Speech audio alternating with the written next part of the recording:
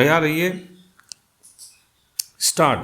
धर्म और राजनीति के घालमेल पर लगातार कई मंचों से चिंता व्यक्त की जाती रही है, लेकिन यह विडंबना ही है कि यह घालमेल बढ़ता ही जा रहा है।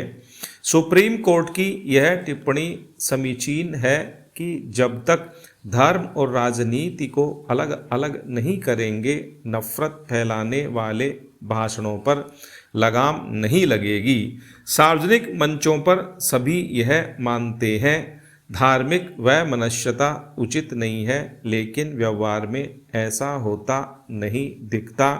जाहिर है कि राजनेताओं और धर्माचार्यों के एक वर्ग ने स्वार्थवश न तो राजनीति को पवित्र रहने दिया है और न ही धर्म को, जबकि धर्म का पहला मंत्र ही स्वार्थ से मुक्ति पाना है। धर्म और राजनीति का मेल होना चाहिए या नहीं, इस पर पहले भी व्यापक बहस होती रही है। एक वर्ग यह मानता है कि धर्म विहीन राजनीति अपना उद्देश्य कभी पूरा नहीं कर पाती। धर्म के बिना राजनीति मधु के बिना मधुमक्खियों के छत्ते की तरह है, जो सिर्फ लोगों को काट ही सकती है।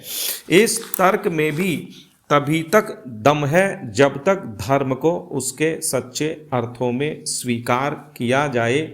ऐसे उदाहरण मौजूद हैं जब शासनाध्यक्षों ने अपने समय के मूर्धन्य धर्माचार्यों की शरण में रह उनके दिग्दर्शन में राजकाज चलाया, लेकिन समय के साथ साथ धर्म और राजनीति दोनों में विद्रूपता भी आई है। रही सही कसर गुलामी के सैकड़ों वर्षों ने पूरी कर दी।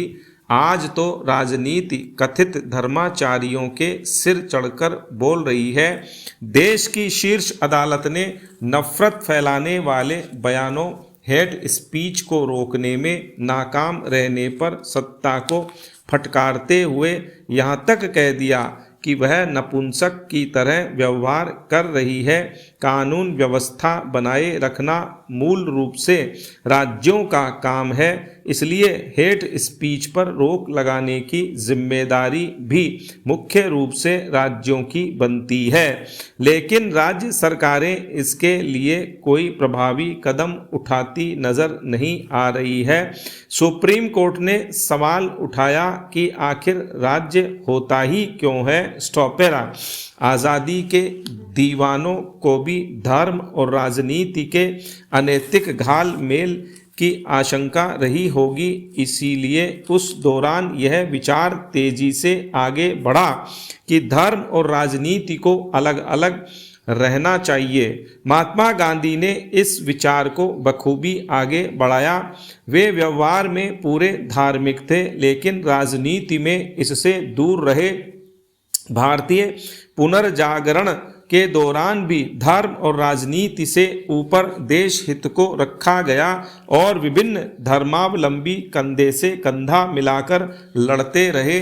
ऐसे में सुप्रीम कोर्ट की यह चिंता जायज ही कही जाएगी। स्टॉप। पैरा, बढ़ता वायु प्रदूषण यूं तो वैश्विक चिंता का सबब बना हुआ है। प्रदूषण को लेकर बढ़ रही चिंता को लेकर राजस्थान भी अछूता नहीं है, पर यह चिंता सरकारी स्तर पर नजर आ रही हो ऐसा लगता नहीं। वजह यह है कि प्रदूषण से मुकाबले की तैयारियों में प्रदेश अपेक्षाकृत पीछे नजर आता है। वाहनों में प्रदूषण कम करने की दिशा में इलेक्ट्रिक वाहनों ईवी को सबसे मुफीद माना जा रहा है। राजस्थान की बात करें तो राज्य सरकारी बेड़े में इलेक्ट्रिक वाहनों के मामले में दूसरे राज्यों से काफ़ी पीछे है। हाल ही में प्रदेश के परिवहन मंत्री के विधानसभा में दिए गए वक्तव्य से समझा जा सकता है कि सरकार इस मसले पर कितनी गंभीर है। जब शुद्ध हवा जैसे गंभीर विषय को लेकर सरकारी स्तर पर ही गंभीरता न बरतने का यह आलम है, तो फिर आम जनता प्रदूषण मुक्त प्रदेश की कल्पना कैसे कर सकती है। सरकार से आगे तो आम जन ही दिखाई देते हैं, जिनका ईवी खरीदने को लेकर उत्साह देखा जा सकता है। विश्व में ग्लोबल वार्मिंग को सीमित करने, कार्बन के बढ़ते उत्सर्जन को रोकने तथा पर्यावरण को ध्यान में रखकर इलेक्ट्रिक वाहनों पर जोर दिया जा रहा है। स्टॉप।